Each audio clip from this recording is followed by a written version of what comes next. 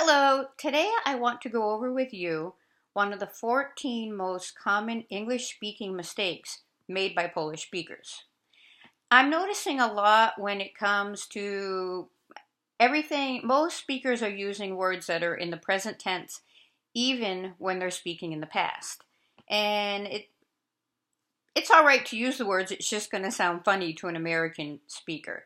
For instance, I notice a lot the word eat and ate.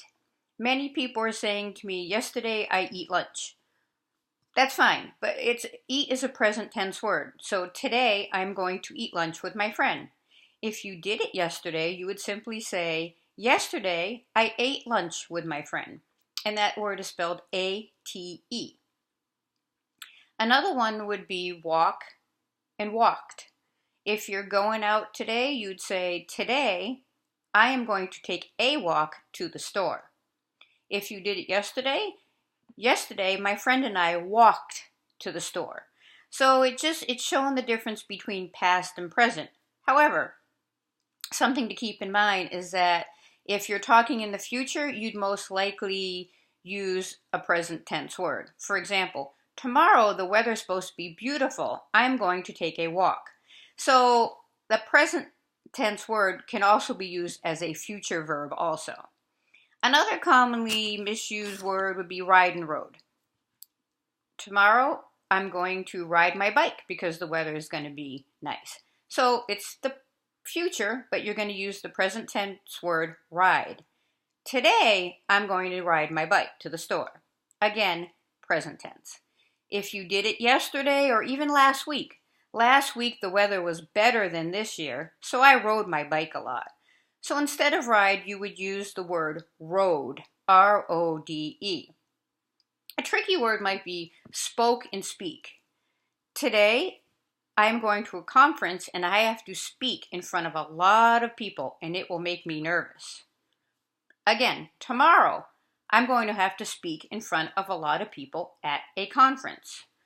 So if you did this yesterday, you're most likely going to say, yesterday at the conference, I spoke to a lot of people.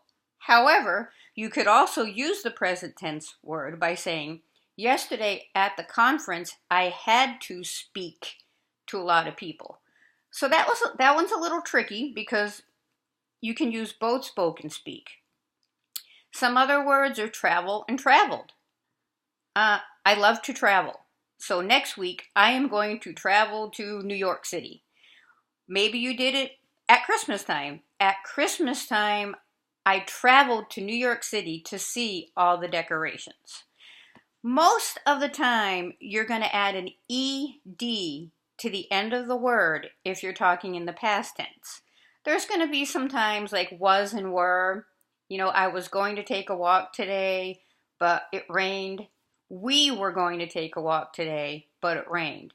And the reason was would be with the singular I, meaning just one person, and were would be with the plural we, meaning it's you and someone else. So it's more than two. So it can get a little tricky when you're using verbs such as is singular, so and was is plural.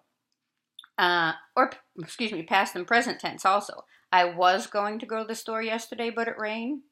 She is going to go to the store today because the weather is nice. So, like I said, focus on adding the ED to the end of different words. Walk, walked, travel, traveled, cook, cooked, bake, baked. And sometimes, if it doesn't make sense when you're adding the ED, the teacher will most likely correct you and will tell you the most common word to use instead, like was and were, things like that. So most of the time, probably 75-80% of the time, you're basically just going to add an ED at the end of the word if it's something you did yesterday, last week, and last year. If you're going to do it today or even next week in the future, you're just going to use singular words like walk, talk. I'm going to talk to you today when you call me. Or yesterday, I talked to a great student. So just kind of focus on adding the ED, and if you're unsure, just ask your teacher, and they will correct you and give you the right word to use. So just keep practicing those past and present tense verbs, and you'll sound more and more like an American speaker. Have a great day.